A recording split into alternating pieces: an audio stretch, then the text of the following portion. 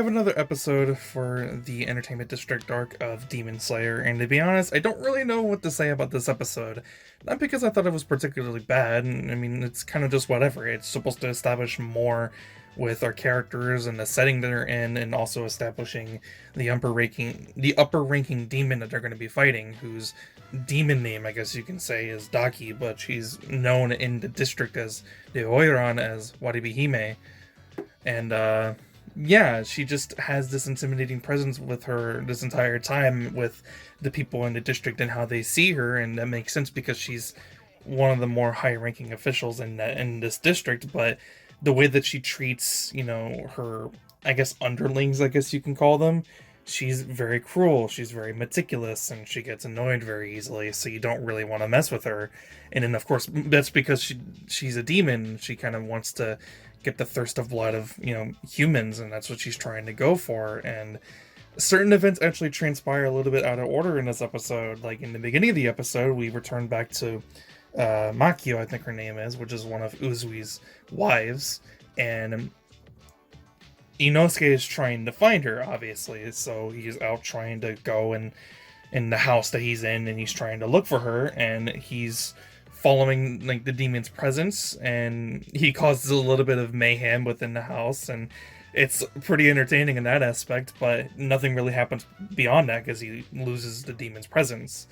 Then Zenitsu hears a little girl crying, and he goes to investigate it, and as he's seeing what's wrong and what's going on, Waribihime ends up showing up and looks very intimidating, and Zenitsu's actually able to pinpoint that Waribihime is actually a demon just from just the different tone of sound, because that's how he likes to get a lot of information from, which I think is different in comparison to someone like Tanjiro, which I like, which I don't think they ever really established that.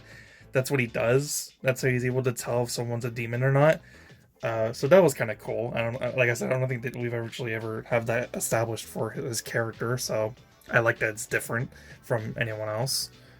And then they go like a little bit out of order. Like I said, they decide to go ahead and go back what was established earlier on in the episode, that the mistress of the house actually committed suicide. But then we go to Waribihime talking to the mistress of the house, and the mistress actually is able to figure out that something isn't exactly correct with the Oiran, and she's not normal. She's not like a normal human person, and she figures out that she's a demon.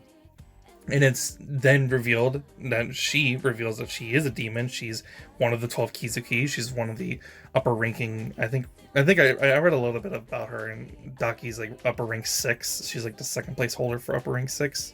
So that's interesting. She's second only to her brother. She was actually the one who made it look like that the mistress of the house actually killed herself. She actually just dropped her from a high place because she was like, oh, I'm not gonna like take the blood or eat someone, like disgusting, yada yada, the typical stupid like demon stuff of like, oh no, their like blood or their body or whatever isn't satisfying enough. I want someone younger and healthier and all that stupid shit. It's kind of corny, but I guess it just kind of makes sense for this character in particular, especially for this character in particular, now that I think about it. And then afterwards, Daki ends up meeting with Muzan, and obviously Muzan has the presence about him, and obviously she's very intimidated by him. Immediately her demeanor changes, which really goes to show that Muzan is just an entirely different breed of demon, and he is incredibly powerful. And that's pretty much it. Tanjiro just kind of goes about and does like his own thing in any episode. He doesn't get like any like demon encounters from like any lower ranking demon, or just like any random demon, not the member of the 12 Kizuki Daki, nothing like that. He just kind of goes about and does his own thing. Honestly, his part of the episode is kind of just there for a little bit of a chuckle, and that's kind of it.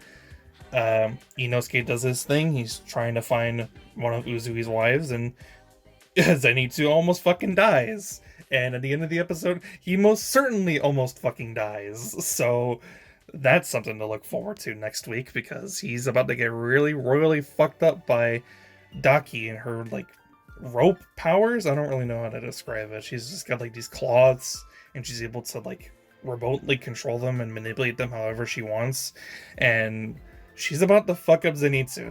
That's all I can really expect for next week's episode, and or not next week's episode, because it's going to be Christmas in a couple of days at the end of the week, so we're probably not going to be getting a new episode until after the new year.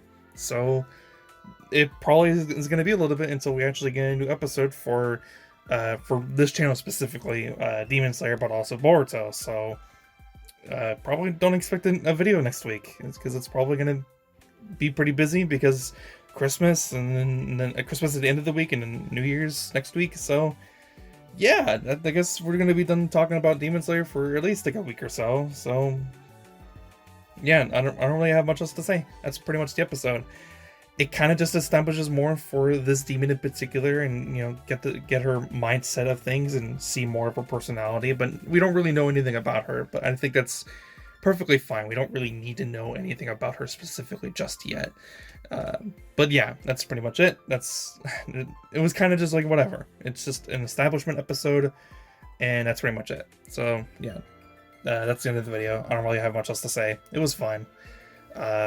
Obviously, don't skip it. This isn't like a Boruto episode where I can say you can skip this episode and you won't miss nothing. No, you'll miss a little bit.